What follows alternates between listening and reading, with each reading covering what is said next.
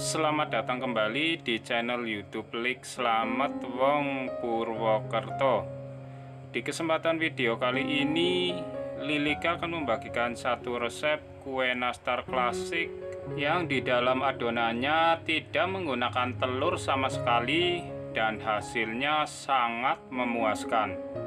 Selain renyah dan gurih, tentunya ini cukup lumer saat kita makan. Meskipun di dalam adonan tidak terdapat telur, tetapi untuk hasil ini benar-benar sangat enak dan pastinya tidak mengecewakan. Seperti apa cara dan bahannya? Simak video ini hingga selesai. Langkah pertama, siapkan 300 gram terigu protein rendah. Jenis terigu yang saya gunakan terigu segitiga kiloan, tetapi saya sangrai hingga ringan dengan api cenderung kecil. Kemudian setelah dingin saya ayak dan saya timbang sesuai dengan kebutuhan. Tambahkan juga susu bubuk sebanyak 30 gram ataupun sekitar 3 sendok makan penuh. Tambahkan juga sebanyak 20 gram tepung maizena atau sekitar 2 sendok makan penuh. Diaduk hingga tercampur merata, kemudian sisihkan.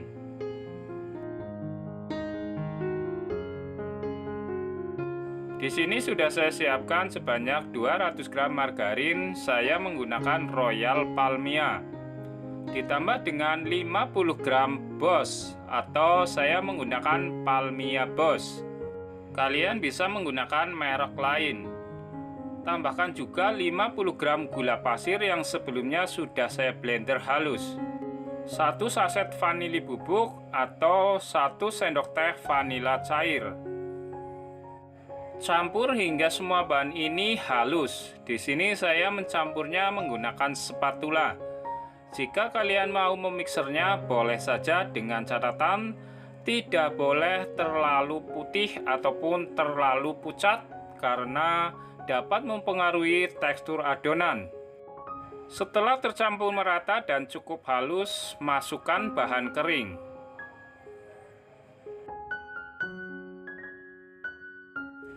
Aduk pelan terlebih dahulu agar bahan kering tidak berterbangan. Setelah cukup merata, kalian siapkan tangan bersih dan kita aduk menggunakan tangan. Pastikan juga sebelumnya kuku pada tangan sebaiknya dibersihkan ataupun dipotong terlebih dahulu. Kita aduk hingga tekstur seperti ini. Ini ciri-ciri ketika margarin tidak over mixer ataupun tidak over aduk, maka adonan akan cepat kalis dan tidak terlalu lembek. Tetapi tidak menutup kemungkinan kadar pada tepung mempengaruhi hasil dari adonan. Jika terlalu lembek, sebaiknya tambahkan terigu sedikit demi sedikit. Siapkan loyang, kemudian olesi menggunakan margarin tipis-tipis. Di sini untuk kulit akan saya coba timbang agar kalian lebih yakin.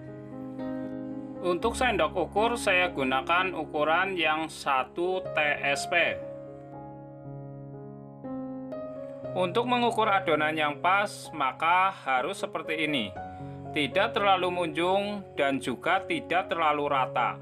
Maka akan didapati berat kulit sekitar 7 gram. Jika kalian sudah memahami, tidak perlu ditimbang ulang. Cukup menjadi satu patokan seperti ini.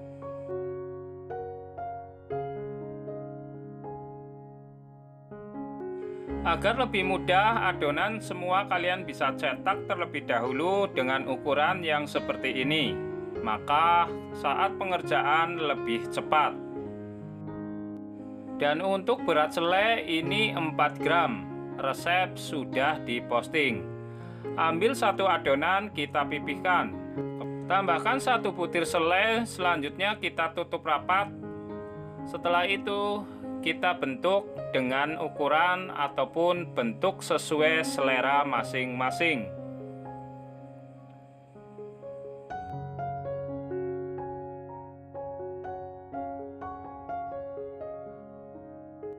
Dan jika kalian menginginkan bentuk bulat, maka untuk berat selai sebaiknya 3 gram. Dan untuk kulit maksimal berat 6 gram. Maka dengan berat tersebut akan sangat mudah ditata ke dalam toples sejuta umat. Tetapi ada teknik tersendiri agar nantinya ditata di dalam ples sejuta umat akan pas dan mudah ditutup. Dengan teknik, setelah adonan nastar menjadi bulat dan kita letakkan ke dalam loyang, sedikit ditekan ataupun usahakan tidak utuh bulat. Jika terlalu bulat, maka ketika ditata di dalam ples akan sundul ataupun akan sulit untuk ditutup.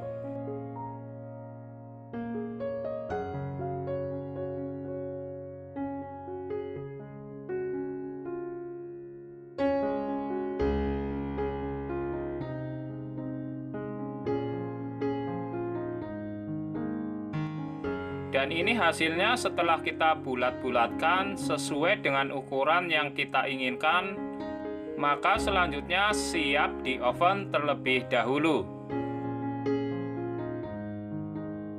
Di sini sudah saya siapkan oven tangkring. Jika oven tangkring kalian terdapat lubang atas, sebaiknya ditutup. Panaskan oven sekitar 7 menit di api sedang cenderung ke kecil. Maka akan didapati suhu 120 hingga 130 derajat.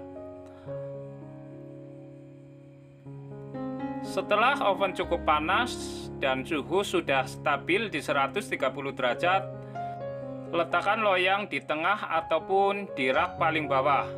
Contohnya seperti pada video, dan oven selama kurang lebih 25 hingga 30 menit di api cenderung kecil.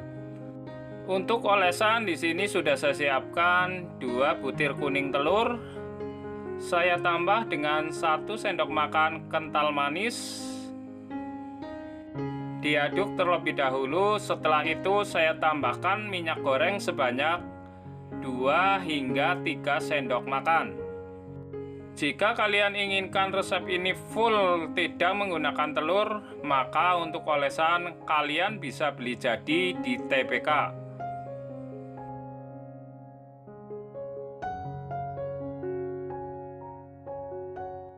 Untuk warna sendiri di sini saya menggunakan kuning tua karena kebetulan tidak ada warna kuning telur.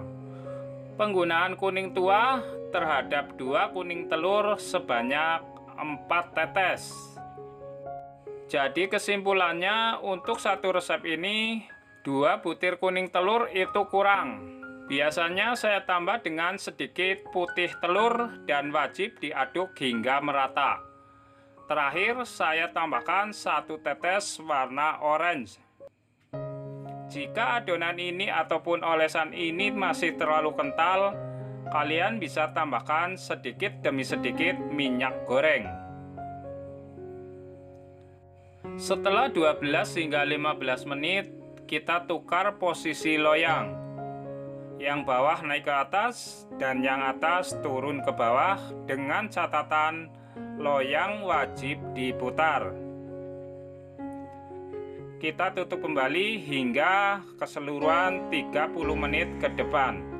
Tetap gunakan api cenderung kecil, jangan sekali-kali menggunakan api sedang karena dapat menyebabkan nastar menjadi retak. Dan pastinya kalian wajib sabar di suhu 120 hingga 130 derajat. Di menit ke-20 saya baru sadar kalau loyang yang bagian bawah terlalu cepat matang dan terlalu panas, maka saya tukar posisi lagi, naikkan ke atas, dan yang di bagian bawah saya kosongkan. Kita tunggu 30 menit ke depan. Setelah 30 menit pertama, keluarkan dari oven. Hasilnya sudah setengah matang. Sisihkan dan biarkan menjadi hangat terlebih dahulu.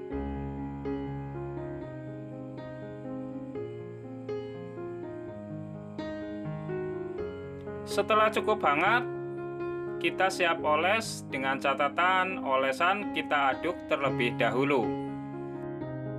Sebaiknya untuk mengoles jangan terlalu tebal, cukup tipis saja tetapi merata.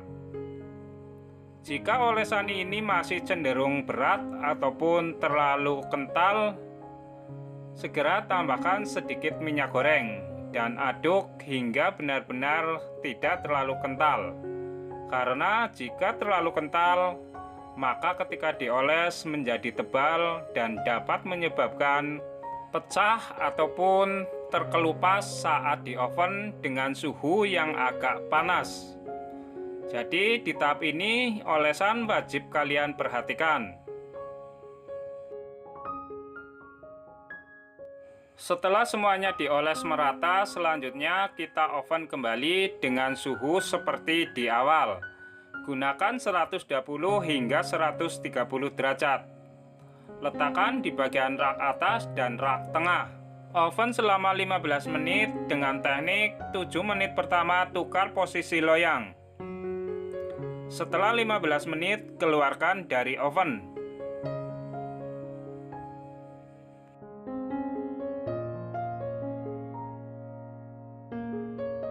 Setelah tidak terlalu panas, kita oles kembali dengan olesan.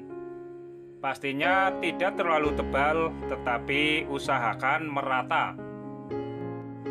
Tips agar nastar dioles tidak bergoyang atau tidak lari-lari, maka ketika kalian mengeluarkan dari oven, letakkan pelan-pelan. Jangan sampai nastar terlepas dari loyang.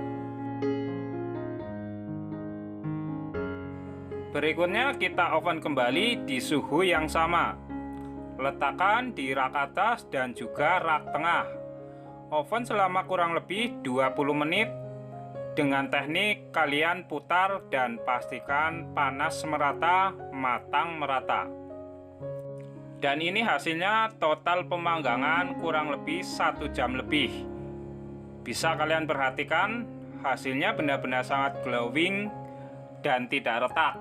Sangat mulus dan juga sangat menggoda. Dengan teknik pemanggangan kue kering yang cukup lama dengan api cenderung kecil, maka bisa kalian perhatikan hasilnya glowing, tidak pecah, dan bahkan di bagian bawah benar-benar kering sempurna. Dan ini ciri-ciri kue kering yang benar-benar matang hingga ke dalam. Dan pastinya ini tidak mudah berjamur meskipun sudah lewat 3 bulan. Jika nastar sudah benar-benar suhu ruang, baru boleh dikemas. Karena jika dikemas dalam keadaan masih hangat, maka akan menyebabkan nastar lebih cepat berjamur. Bagaimana? Apakah tertarik dengan resep tanpa telur ini? Silahkan dicoba agar tahu tekstur dan rasanya. Semoga video kali ini bermanfaat. Terima kasih. Matur kesuwun.